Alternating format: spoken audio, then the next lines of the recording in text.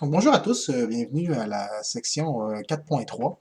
Donc, ce qu'on va faire dans cette section-ci, en fait, c'est que je vais faire deux exemples et demi sur le traçage de courbes.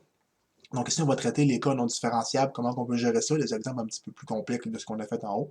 C'est une section qui est super importante pour votre travail final, donc vous allez avoir besoin de comprendre qu'est-ce qui se passe ici. Donc, sans plus tarder, on va commencer. Donc, tableau de variation, on en a parlé plus haut ici, là, du tableau de variation. Là, ici, je vais vraiment aller inscrire qu'est-ce que je veux vraiment voir dans un tableau de variation, parce que c'est ça que je vais corriger en bout de ligne. Donc, première ligne, vous devez mettre tous vos points critiques en ordre croissant, comme j'ai fait ici, mais vous commencez de moins l'infini jusqu'à plus l'infini avec les points critiques. Deuxième ligne, étude des signes de la dérivée première. Troisième ligne, étude des signes de la dérivée seconde, pour aller voir la croissance, décroissance, puis la concavité. La quatrième ligne, c'est elle la plus importante, c'est elle qui va nous permettre de faire notre traçage de graphique. Donc, nous devons inscrire la nature de tous les points, c'est-à-dire les minimums, les maximums, les points d'inflexion, les asymptotes. En plus, le comportement de la fonction a plus ou moins l'infini. Donc, vous devez l'indiquer ici, qu'est-ce qui se passe si c'est plus l'infini ou moins l'infini, les asymptotes, pi, min, absolu, max absolu.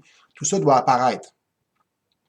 Et de plus, vous devez faire l'esquisse locale des courbes. C'est quoi ça, l'esquisse locale des courbes? C'est les petites flèches là, qui sont ici. C'est ça qui vous dit de quel bord aller. Puis n'oubliez pas, surtout, là, les valeurs, ça aide à tracer. Donc, allez mettre la valeur en Y du point. C'est ce qui nous permet de tracer le graphique comme il faut. Donc, sans plus attendre, on va aller faire notre premier exemple. Donc, le graphique, ça va être la fonction, ça va être ça. La racine cubique de x cube plus x carré. Donc, première chose à faire, il faut chercher le domaine. Ça serait mieux si j'avais un crayon noir. Donc, domaine. Donc, le domaine de f, j'ai pas de division par zéro, j'ai pas de log, mais là, j'ai une racine. Mais c'est une racine cubique. Et les racines cubiques acceptent les négatifs. Or, le domaine, c'est les réels, parce que la racine est cubique. Super. Les asymptotes. Maintenant, j'ai pas de division par zéro, fait que j'ai juste besoin des limites à l'infini puis à moins l'infini, parce que je peux pas avoir l'asymptote qui est verticale. Donc, allons voir les asymptotes horizontales. Je vais aller définir ma fonction. Donc, c'est-à-dire f de x, deux points égal. Deux points égal. Ma fonction, c'est la racine cubique de x cube plus x. Ah, je suis encore dans le maudit exposant, plus x carré. Donc voilà, les limites, c'est pas particulièrement compliqué. Limite, quand x tend vers l'infini, pas le 8, mais l'infini, parce que ouais, l'infini, c'est 8 là, clairement.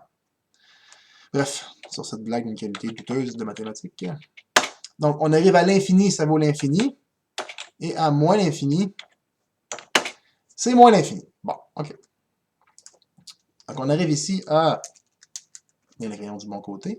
Donc, ici, c'est moins l'infini. Ici, c'est l'infini. Conclusion, il n'y a pas d'asymptote horizontale et verticale. Parce que j'ai pas de division par zéro. Puis, plus moins l'infini, ça me donne plus moins l'infini, justement. Donc, ça ne me fait pas l'asymptote. Super, facile à régler. Maintenant, dérivée première, dérivée seconde. Fait intéressant sur les dérivées premières, quand on veut chercher les fonctions égales à 0, donc si je vous dis par exemple, je la dérive, et on arrive à ça en passant là, comme dérivée, on peut le faire à la calculatrice là, pour vous montrer. Là. Donc si je fais juste fp de x, c'est juste qu'ici, elle n'est pas simplifiée au maximum. Alright? Donc si je simplifie au maximum, j'arrive à ça ici comme dérivée. Pour faciliter la calculatrice, ce qu'on remarque en fait, là, ce qu'on remarque, c'est que quand je mets ça égal à 0, quand je cherche mes zéros, c'est que je prends tout mon dénominateur, je l'envoie de l'autre côté. Fait que ça veut dire que ça va faire mon dénominateur fois 0, ça veut dire que mon dénominateur va s'annuler, puis il va me rester 3x plus 2 égale à 0. Et ça, c'est pas dur à résoudre.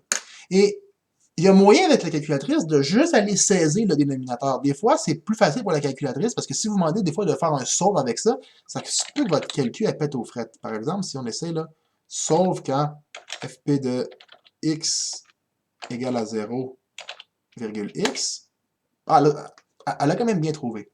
Mais il y a moyen d'y aller avec la calculatrice. On peut utiliser la commande get num pour get numérateur. Dans la fois, aller chercher le numérateur.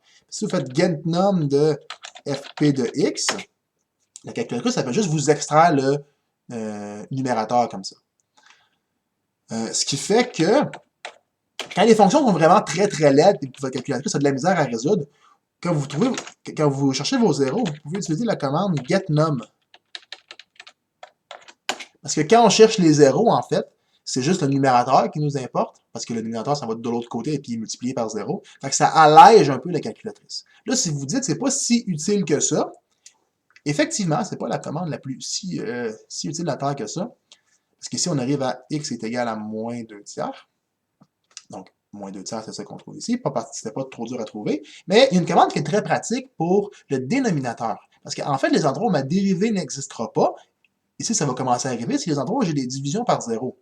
Et là, clairement, ici, vu que j'ai des divisions, j'ai possiblement des divisions par 0. Et là, c'est là que c'est très cool. Il y a aussi la commande getDenom. La commande getDenom, comme vous pouvez vous en douter, elle permet d'aller chercher mon dénominateur.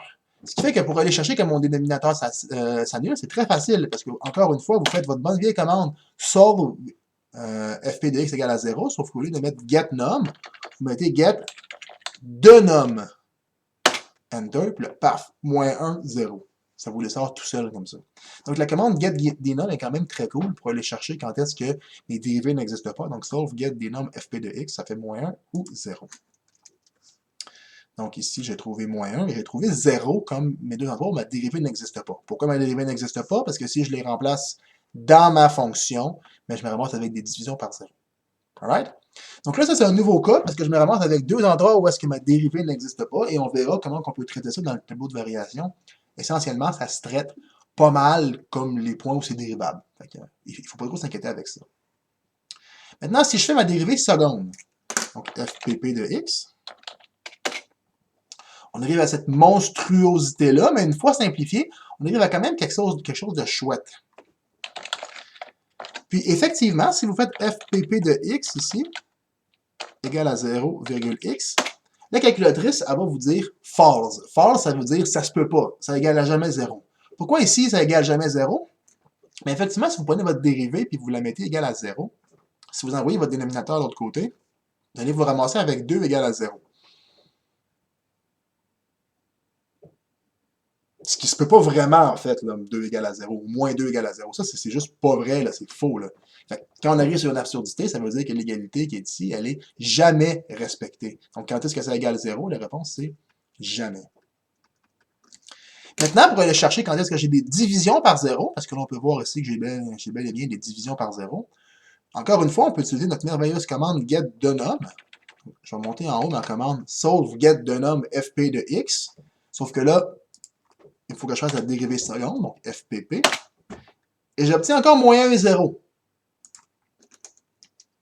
Ce qui est logique quand même.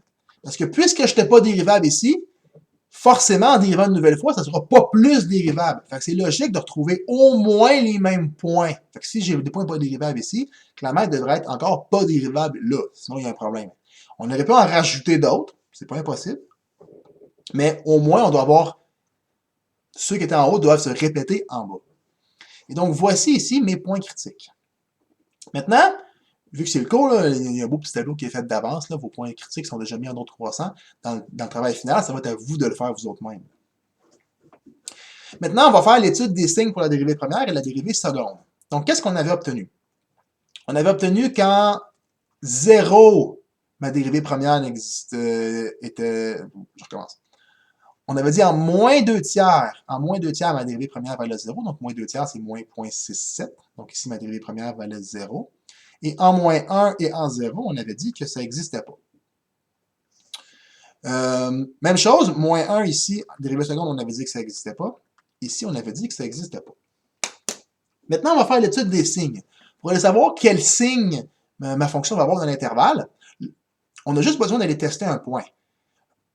Pourquoi? Parce que là, ici, c'est pas un 0, c'est un point où ça n'existe pas, mais vu que j'ai pas de 0 ici, si je teste un point, c'est sûr que ça changera pas de signe. Ici, on ne sait pas trop qu'est-ce qui se passe, fait que c'est possible que de là à là, le signe change, mais de ce côté-ci, ça ne changera pas. Dans l'intervalle ici, si je teste un point, le signe ne peut pas changer. Ici, le signe ne peut pas changer. Ici, le signe ne peut pas changer. Donc, même si j'ai des points, la dérivée n'existe pas. Pour savoir le signe, la fonction, on a juste besoin d'aller tester un point. Ça ne change pas. Donc, calculatrice. Donc, je vais aller tester dans ma... Là, on est dans ma dérivée première. Quand on fait des tableaux de variation, il faut faire attention à remplacer, d'utiliser le bon F, FP ou FPP, dépendamment de ce qu'on veut faire. Là, je vais aller tester un point dans FP inférieur à moins 1, mettons moins 2. Puis là, si vous voulez l'évaluer parce que c'est plus clair pour vous en décimale, 1.05, mais essentiellement, c'est positif. Là. Donc, positif. Un point entre moins 1 et moins 1.67, donc il faut quand même être précis ici pour que ça fonctionne. Donc, FP de moins 0.75, mettons. Un point dans l'intervalle. 0.75. Ça me donne 0.23, donc je suis encore positif. Donc ici, je n'ai pas changé de signe. On aurait pu changer de signe, mais ça n'a pas changé de signe. Calculatrice. Entre 0.67 et 0, fait que mettons FP de 0.5. Moins 0.5, pardon, pour que ça fasse la bonne affaire. Hein. Ah, ici, on change de signe, on est rendu avec un négatif. Puis, plus grand que 0, là, on a l'embarras du choix. Mettons 1 pour faire ça facile. FP de 1. Grosse cochonnerie LED. 1.04, donc essentiellement positif. Maintenant, F'', on va aller tester un point ici, un point inférieur à moins 1. Donc, dans FPP, un point inférieur à moins 1, mettons moins 2. On arrive à 0.88. Entre moins 1 et 0, on va tout de suite le tester parce que ça va être un peu plus rapide. Donc, entre moins 1 et 0, mettons moins 0.5. On est dans un négatif. Puis, plus grand que 0, on a l'embarras du choix, FPP de, je ne sais pas, moins 2. C'est négatif aussi. Donc, ça fait plus, moins, moins.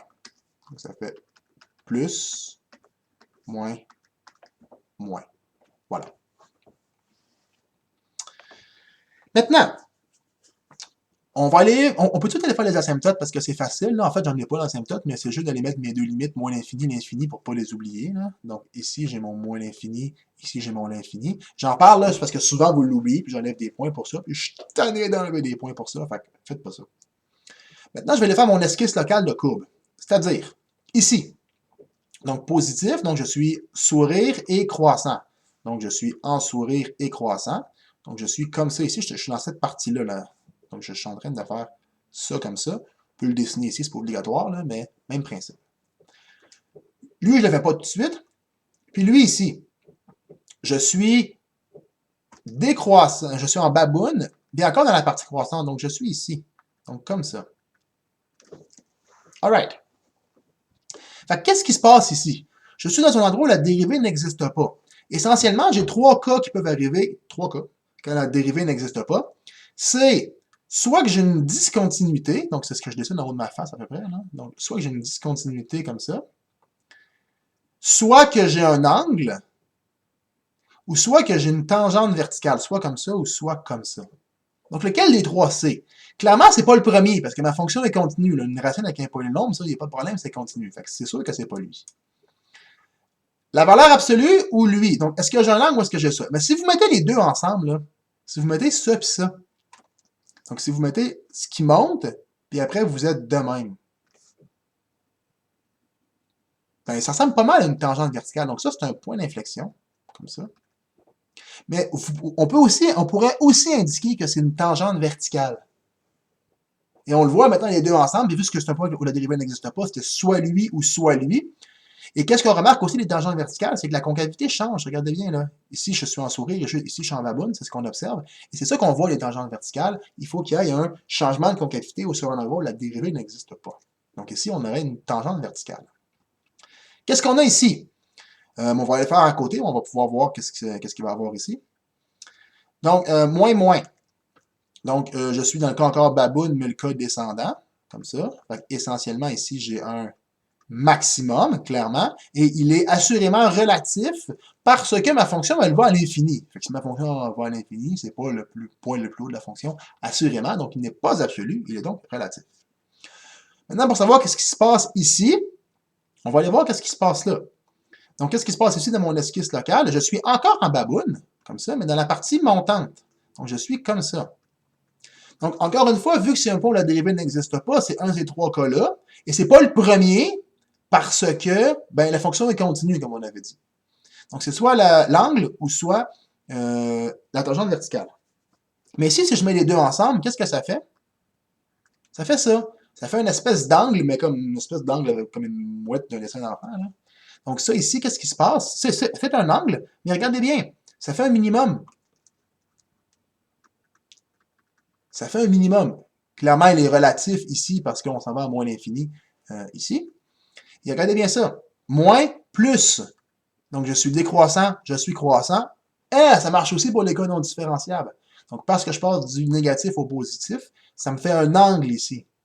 Donc, min relatif, mais avec un angle. Puis après, je monte comme ça. Et pour aller dessiner ma fonction, il me reste juste à aller évaluer mes 3 points, c'est-à-dire ma calculatrice. Je vais aller la chercher comme ça. Et je vais aller faire f de moins 1, 0, ça je vais m'en rappeler. F de 0, 0, ça je vais m'en rappeler. Puis f de moins 2 tiers. Ça me donne 0,53. Ici, je suis à 0,53. Ici, on avait dit 0. Ici, on avait dit 0. Alright? Donc, qu'est-ce qu'on avait dit? En 0, excusez-moi, en moins 0,67, donc ici, moins 0,67, j'ai un maximum ici en 0,53.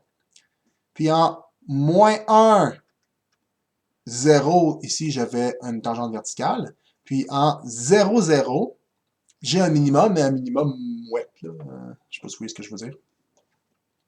Et là, qu'est-ce qu'on fait? On suit les esquisses locales. Donc ici, je pars de moins l'infini, puis je monte.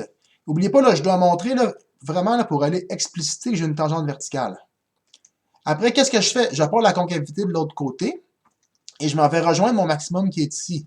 Donc, là, je vais vraiment aller expliciter le fait que j'ai une tangente verticale. Donc, c'est vraiment important de le dessiner là, comme, pour que ça soit droit ici. Puis après, vous descendez jusqu'à votre point qui est votre minimum. Puis après, vous repartez, puis après, vous repartez en montant, mais en mouette. Là, je veux dire, on en fait la même. Comme ça. Alright? Puis ici, on a un point d'inflexion. Ici, on a un min relatif. Puis ici, j'ai un max relatif. Comme ça. Alright?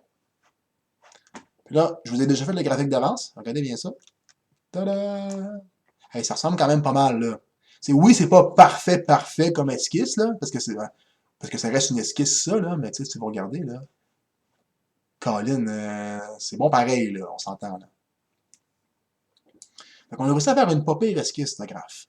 Donc, ça ici, c'est l'exemple pour vous montrer comment on gère les cas non différenciables. Puis essentiellement, on gère ça de la même façon, c'est juste que les cas varient un peu. Au lieu d'avoir des max, des min, puis des points d'inflexion, j'ai des angles, des sauts ou des tangentes verticales. Selon ce qu'on a comme signe, on est capable de les différencier. Donc, la tangente verticale, elle provoque un changement de concavité. Et les min-max, elles provoquent un changement de croissance, essentiellement. Maintenant, on va faire un cas avec des asymptotes verticales. Il faudrait bien qu'on en fasse un. Donc, voici notre exemple.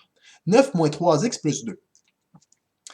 On va chercher le domaine. Donc, clairement, ici, j'ai une division par 0 en 0. Là. Clairement, ici, là, si je mets 0, j'ai une division par 0. Alors, le domaine de ma fonction h, ici, c'est les réels, mais sauf 0. Donc là, j'ai possiblement l'asymptote verticale en 0, mais je me dois d'aller vérifier. Plus je dois aller vérifier mes moins l'infini plus l'infini pour être sûr que tout est correct. Bon, OK, calculatrice. Fait que ce que je vais faire, je vais aller écraser ma fonction f de x dans ma calculatrice. Je vais aller la redéfinir avec quoi on veut travailler aujourd'hui. Donc, diviser 9 moins 3x sur x cube. Puis après, on fait un plus 2, comme ça. Donc, terminé. Et là, on va aller calculer mes limites. On va commencer par les limites vers 0, pour aucune bonne raison. Donc, on va aller vers la limite quand x tend vers 0. Là, c'est la limite gauche-droite. Donc, on va commencer à moins de f de x. Donc, on arrive à moins l'infini. Puis, tant qu'elle est dedans, on va mettre mon plus ici. Elle va à plus l'infini. Donc là, on vient de montrer que ça, c'est moins l'infini, que ça, c'est l'infini. Puis après, on va aller faire mes limites à l'infini. Donc, c'est-à-dire, je vais aller réutiliser la commande que j'ai déjà utilisée. Ça, on va l'enlever. Ici, je vais aller mettre un infini. Comme ça. On arrive à 2. Tant qu'à être là, on va aller calculer tout de suite mon moins l'infini. Mais on va aussi arriver à 2. 2 et 2. Donc ici, j'ai une asymptote en x égale à 0. Puis ici, j'ai deux asymptotes en y égale à 2. J'en ai une de chaque bord. C'est possible d'en avoir une de chaque côté ici parce que mes deux limites me donnent 2. Ben, ça veut dire que j'en ai une de chaque côté. Et à moins l'infini et à l'infini. Donc, même chose. Dérivée première, dérivée seconde. Donc, ma dérivée première, ça va me donner ça ici. Si on met ça égale à 0, ça va me donner 3 fois 2x moins 9 égale à 0. Puis si j'isole ici, donc ça va me faire 9 demi. Encore une fois, je l'ai fait un peu vite, là, mais si vous avez envie de le faire avec votre calculatrice, il n'y a vraiment pas de problème. Là. Solve. Donc, solve de, on avait dit fp de x. On allait faire fp de x égale à 0,x. 9 demi. Maintenant, clairement, j'ai une division par 0 en 0, là, ici. Là, on le voit très, très bien. Là. Mais si vous avez envie d'utiliser votre calculatrice avec la commande getDenom, j'ai pas de problème avec ça. 0, mais ça le trouve. Voilà. Dérivée seconde, donc la dérivée seconde va me donner ça ici. Clairement, si vous mettez 6 en haut, là, ça va faire 0 au numérateur, donc assurément, ma dérivée seconde s'annule en 6. Et même principe, ma dérivée seconde, clairement, si vous mettez votre 0 ici, ça va faire 0 comme division. Donc, encore une fois, j'ai une division par 0 en 0. Maintenant, tableau de variation. En 0, je ne suis pas défini. Hein? Fait que ma fonction, elle n'existe pas. Et mes dérivés n'existent pas. Donc, c'est logique d'observer que je ne suis pas dérivable en 0. Je n'étais même pas défini en 0. Hein? Donc, ça, c'est super logique. Et pourquoi je n'étais pas défini? On peut l'indiquer tout de suite, là. Parce que ici, j'ai un asymptote vertical en x égale à 0. Je tiens à voir ça, là. Je tiens à ce que vous me disiez que c'est une asymptote verticale et que vous me donniez l'équation de cette asymptote-là. Je l'indique ici, là, je le sais, là. Je n'ai même pas besoin de les vérifier à gauche et à droite, là. Je le sais immédiatement. Alright? Ensuite, je sais que en 9 demi c'est 4,5, ma dérivée première s'annule. Puis en 6, ma dérivée seconde va s'annuler. Comme ça. Alright? Ce qu'il me reste à faire maintenant, c'est aller tester un paquet de points ici. Je vais essayer de le faire rapidement. En fait, là, je vais aller tester des points. Je vais arrêter la vidéo. Là. Je vais tester des points. Puis quand ça va partir, ça va être fait comme par magie. Regardez bien ça. Donc, boum, magie. Le tableau est rempli. Donc, si vous voulez faire pause de la vidéo pour aller le remplir, allez-y. Sinon, vous pouvez tester les points vous autres-mêmes. C'est pas particulièrement compliqué. Donc là, bon. À ce que j'ai mon étude de signes, on va aller faire mon esquisse locale de courbe. Donc, d'abord, ce que je peux vous conseiller, même avant l'esquisse locale de courbe, là, allez placer vos informations d'asymptote. C'est-à-dire, on avait obtenu ici qu'on avait une asymptote horizontale, ici, là. Asymptote horizontale. Puis même chose, j'en ai une de ce côté-là aussi. On avait obtenu y égale à 2, là, je vous rappelle. C'est ça ici. Et en plus, à 0 ici, là, je vais aller indiquer le comportement. Tu sais, je veux dire, ici, on avait dit qu'on allait à moins l'infini en 0 moins. Donc, en 0 moins avant 0, je vais aller indiquer dans le coin que ça vaut moins l'infini. Puis à 0 plus, on avait dit que ça valait l'infini. On vient de l'indiquer, ça. C'est une information qui est pertinente pour les tracés notre graphique. Il faut l'indiquer dans le tableau de variation, sinon j'enlève des points. Maintenant, esquisse locale de courbe. Dans le cas ici, on est baboune, mais décroissant, donc on est dans ce bout-là de la baboune. Donc on est dans une affaire de même. Puis de ce côté-ci, on est en sourire, mais on est dans la partie décroissante du sourire. Donc on est comme ça. Alright? Et là, on sait déjà que c'est une asymptote verticale, on ne se pose pas la question. Ici, je suis encore en sourire, mais dans la partie croissante du sourire, donc je suis dans ce bout-là. Donc, je suis dans la petite partie qui est ici. Et là, qu'est-ce que j'obtiens? On a Je vais dire maximum, mais c'est clairement un minimum. Et il est ici assurément relatif. Pourquoi? Parce que ma fonction elle va à moins l'infini. Hein, fait que c'est clairement pas le plus petit des points. Et ici, qu'est-ce que j'ai? On va aller voir à côté pour savoir qu'est-ce qui se passe là. Donc, je suis en baboune, mais dans la partie croissante de la baboune. Donc, je suis dans ce bout-là. Donc, je fais ça comme ça. Donc, qu'est-ce que j'ai? J'ai un point d'inflexion comme ça. Donc, c'est pas une tangente verticale ici. Hein? Regardez bien ça. Ici, j'ai un changement de concavité, mais comme ça. Il n'est pas droit ici. Là. Puis comment je fais la différence entre les deux? Ben ici, ma dérivée existe. Fait que si c'était droit comme ça, là, ma dérivée n'existerait pas. Donc, c'est un changement de concavité, mais sans que ma dérivée n'existe pas, en fait. Maintenant, pour aller tracer ma fonction, je vais aller évaluer f de 4.5 puis f de 6. Donc, je vais encore une fois sortir ma calculatrice. F de 4.5, 1.95, puis f de 6, 47/24e, merci la calculatrice, 1.96.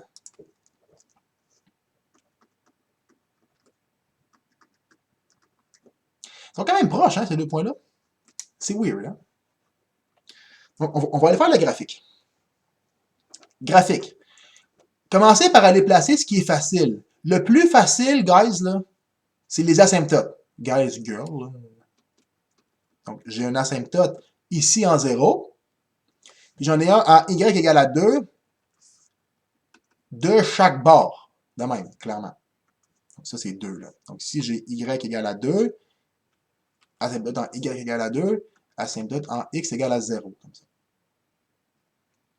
Ensuite, en 4.5, fait que mettons ici, 4.5, je suis à 1.95. Fait que là, c'est 2, on va me donner un peu de marge, là, je vais le mettre ici, 1.95, puis 1.96, je vais le mettre ici, qui est mon point en 6. Donc, je dis, j'ai un point là, puis j'ai un point là, comme ça. Maintenant, on va les tracer. Dans la première, de mon cadran à gauche, là, donc je pars, puis je descends comme ça. Fait que j'ai mon asymptote ici, puis je m'en vais à moins l'infini à mon autre asymptote. Je pars d'ici, puis je descends comme ça. Après, je pars de l'infini, puis je descends jusqu'à mon minimum. Donc, je pars de l'infini, puis je descends jusqu'à mon minimum. Puis après, je pars de mon minimum, je monte jusqu'à mon point d'inflexion. Comme ça. Puis après, là, je m'en viens fâché, puis je me rapproche de l'asymptote. Donc là, après, je suis fâché, puis je me rapproche de l'asymptote. Ici, on indique que c'est mon minimum relatif. Ici, on indique que c'est mon point d'inflexion. C'est bon? Maintenant, si je m'en vais voir le graphique, allons voir. Donc là, c'est le deuxième graphique que j'ai mis ici. Donc le graphique qui est là. Peut-être effacer le premier là, pour le faire monter. Ah, voilà. Peut-être zoomer comme ça. En tout cas, bon. En tout cas. Et ce qu'on remarque, c'est que ça ressemble pas pantoute. Hein? Et vous savez quoi? C'est pas moi qui se trompe. C'est l'ordi. En fait, c'est pas que l'ordi se trompe, c'est qu'il affiche mal le graphique.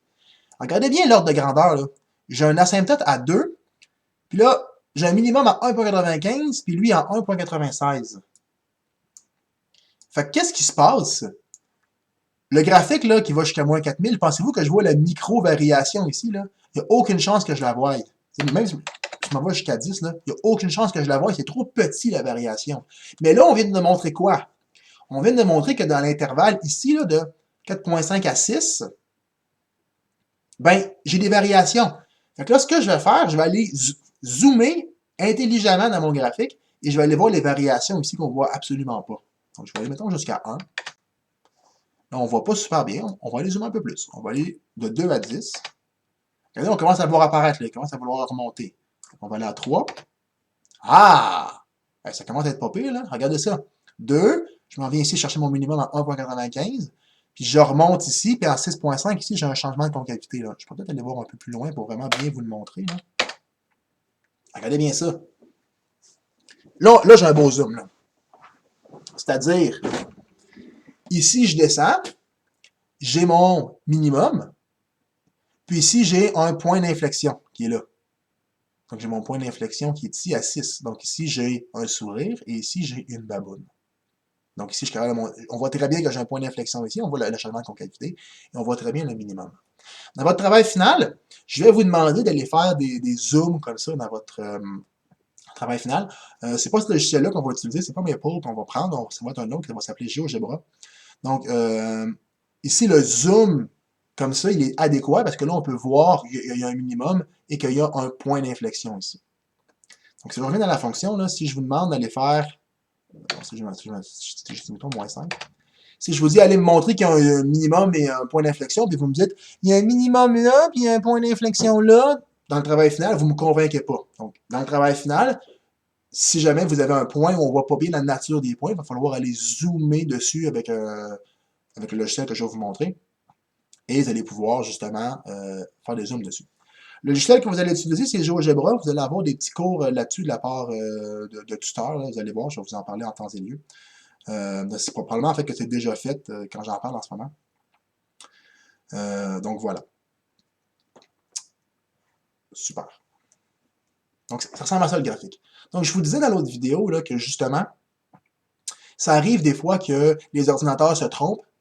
C'est un peu le cas qui vient d'arriver ici, là, au sens que l'ordi avait un graphique comme il pouvait, mais il savait pas qu'il fallait aller zoomer ici, là. Mais nous, à cause qu'on a fait le graphique, à cause qu'on a fait l'esquisse locale, on sait qu'il se passe quelque chose ici, et après, on peut dire à la machine d'aller regarder où on veut, et on peut aller voir la variation. Fait que c'est pas parce que les machines peuvent faire des graphiques que forcément ce que je suis en train de vous montrer là, c'est inutile. Au contraire, les machines n'ont pas cette capacité-là de réflexion d'aller comprendre ce qui se passe partout. Fait que si on avait juste fait le graphique avec ça, puis on avait vu ça, mais on aurait dit, cette fonction-là, elle n'a pas de max puis pas de min, puis c'est fini. Quand c'est faux, cette fonction-là, elle a un min et elle a un point d'inflexion qu'on voit absolument pas sur ce graphique-là. Maintenant, le dernier exemple, je ne vais pas le faire au complet. Pourquoi? Parce qu'il y a 74 000 points critiques, là, ce qui fait que c'est vraiment épouvantable à faire. Je vais juste aller vous montrer comment on peut trouver les points critiques dans cette fonction, dans les deux fonctions. Il y a des petites choses intéressantes que je peux aller vous montrer ici. Puis, aussitôt qu'on a les points critiques, après, on arrête ça là. Donc d'abord, tracer le graphique de cette fonction-là sur l'intervalle 0,2π.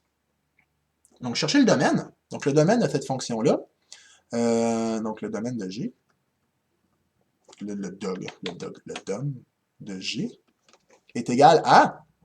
Donc, on s'est porté à dire les réels, parce que j'ai pas de division par 0, j'ai pas de log, j'ai pas de racine carrée d'indice pair, ici c'est un cube. Mais il faut faire attention, parce que là, c'est sur l'intervalle 0,2π, hein, fait que mon domaine, parce qu'on l'a restreint artificiellement dans la question, c'est de 0,2π. Juste que c'est ça ici. Maintenant, j'ai pas de division par 0, donc j'ai pas l'asymptote verticale. Ça sert à rien d'aller voir à plus et à moins l'infini, parce qu'à ce que je sache, l'infini, c'est pas vraiment dans cet intervalle-là. Moins l'infini, l'infini, c'est de ce côté-là, moins l'infini, c'est de ce côté-là. Fait que même si j'ai des asymptotes, je m'en fous, je vais pas avoir à les tracer parce que je suis entre 0 puis 2π. Fait que j'ai pas besoin d'aller voir à l'asymptote à l'infini puis à moins l'infini. Fait que conclusion, il n'y a pas d'asymptote dans l'intervalle. Maintenant, pour ce qui est de cette fonction-là, on va sortir la calculatrice. Et là, ce serait important que vous le fassiez avec moi parce qu'il y a une petite complexité ici qui serait importante que vous compreniez. Fait allez chercher votre calcul et vous pourrez suivre avec moi ce que je vais faire. Donc, je vais aller définir ma fonction f de x, ici. L'exponentielle de x, la racine, je suis bien ici, ouais, cubique du sinus de x. Assurez-vous d'être bien en radian, hein? Si vous sortez de l'algèbre linéaire et vous êtes en degrés, ça va juste pas marcher. Hein? Voilà, premièrement. Ensuite, je peux aller faire mon solve. Mon solve de ma fonction. La fonction, c'est fp de x égale à 0,x. Donc, aller chercher mes points critiques de première ordre. Mes points critiques à ma dérivée première vaut 0. Et on peut aller aider un petit peu la calculatrice. On peut mettre un getNum. Ça va être plus facile pour elle. Donc, getNum, juste pour aller chercher le numérateur, parce que quand on cherche les zéros, comme je l'ai dit plus haut, c'est juste un numérateur qui m'intéresse. What the fuck is that shit? Donc, c'est quoi le N1 ici, là? C'est quoi cette affaire-là? En ce moment, ils apparaissent tous dans vos calculatrices. Grosso modo, c'est que vu que c'est un sinus, là, ben, il faut rajouter les tours comme solution. Tu sais, on peut tourner là, le 2np né n élément de z né. C'est là, c'est ça qu'il vous dit par n1. Il vous dit n1 en gras comme ça, c'est un entier. Sauf que là, vu qu'on est dans l'intervalle 0,2pi, il y a moyen de dire à la calcul que on est dans l'intervalle 0,2pi. Comment qu'on fait? Après votre solve, faites CTRL égal pour avoir le petit menu qui est ici, et rajoutez-vous un égal. Et là, on va spécifier un intervalle. Comment on spécifie l'intervalle? Ben, on va dire x est plus grand, le plus grand est à la même place, il est ici. Il est plus grand ou égal à 0. Et là, vous faites espace, donc le bouton qui est en bas ici, là, je suis en train de vous cacher le bouton espace avec ma grosse face. Là. Donc, le bouton espace ici, là, qui est en rouge. Espace. C'est moins que je zoome ça, ça pourrait être pratique de zoomer. Ça a-tu vraiment zoomé? En tout cas. Puis après, vous tapez end, A-N-D, espace, donc n pour e, là. X est plus petit ou égal à 2pi. Et là, la calcul, elle va comprendre que les zéros qu'elle va vous donner, ils sont dans cet intervalle-là. Donc, x plus grand que 0, mais plus petit que 2pi. Enter. Puis là, elle vous a donné deux valeurs. Regardez, il n'y a plus de n, là. Sauf que là, on ne comprend rien parce que c'est en tan de moins 1, là. Fait que faites deuxième fonction, enter. Puis bingo, ils sont là. Alright? Même principe. Pour avoir les endroits où on a des divisions par 0, au lieu d'utiliser getNum, vous pouvez utiliser getDenum. 0pi, 2pi. Et là, vous avez les endroits où ma fonction n'est pas définie. Puis après, même principe. Vous voulez l'avoir pour la dérivée seconde? Donc, getDenum de FPP.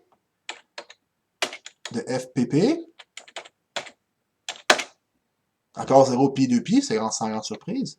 Là, si vous voulez avoir les endroits où votre fonction, où est-ce que votre dérivée seconde vaut 0, vous pouvez faire getNum. Comme ça. Puis là, vous en avez une chute là, vous pouvez naviguer ici, là. Il faut monter, puis vous pouvez naviguer ici, là, avec vos points, là. Comme ça. Là, vous pouvez naviguer. Là. Il y en a un gros, il y en a un méchant paquet, là, dans ce cas-ci. Alright? Si on expose, c'est quoi l'affaire du triangle jaune qui est ici, là, si vous cliquez, il vous dit, j'en ai trouvé des points, là, mais ça se peut que j'en aille oublié. Okay? Dans cet exemple-là, ici, là, elle n'a pas oublié, là, mais effectivement, là, elle a utilisé des méthodes pour pouvoir trouver les points, là, c'est un peu bizarre à expliquer, là. Mais c'est pas garanti. Elle vous dit, c'est pas garanti que je les ai toutes, là. Donc voilà. Donc ça, c'est comme ça qu'on trouverait les points critiques. Comme que je vous ai dit, je ne vais pas tracer le graphique, là, parce qu'avez-vous la quantité de points critiques, la quantité, pardon, de points qu'il faut tester. C'est épouvantable. Vous pouvez l'essayer chez vous, là, ça fait une fonction vraiment très laide. Ça se fait, j'ai déjà fait. C'est juste que c'est long. Mais essentiellement, ce que je voulais vous montrer ici, c'est à la fin des solves, on peut se mettre un tel que, puis le tel que, il permet de restreindre l'intervalle dans lequel on veut chercher. Et ça, c'est très pratique avec la trigonométrie, surtout quand on est restreint dans un intervalle. Donc, par exemple, dans le 0,2pi. Et donc là, ça évite à la calculatrice de nous donner justement là, les n avec les gras, là, qui est l'équivalent au n est un entier, en fait. Là. Donc voilà. On va arrêter ça pour aujourd'hui. Je finis le cours de la même façon que je termine tous les cours, là, c'est-à-dire, n'hésitez pas à me poser des questions, c'est-à-dire, prenez rendez-vous avec moi, allez au CAM, travaillez entre vous autres si c'est possible. Là. Je sais que c'est plus dur à distance, là, mais c'est possible de se rencontrer sur Teams, c'est très facile. Si vous avez travaillé avec des amis, faites ça, je l'encourage beaucoup. Faites des exercices, les exercices, c'est le nerf de la guerre. Puis, voilà. Donc sur ça, je vous dis bonne étude et on se voit dans une prochaine vidéo. Bye!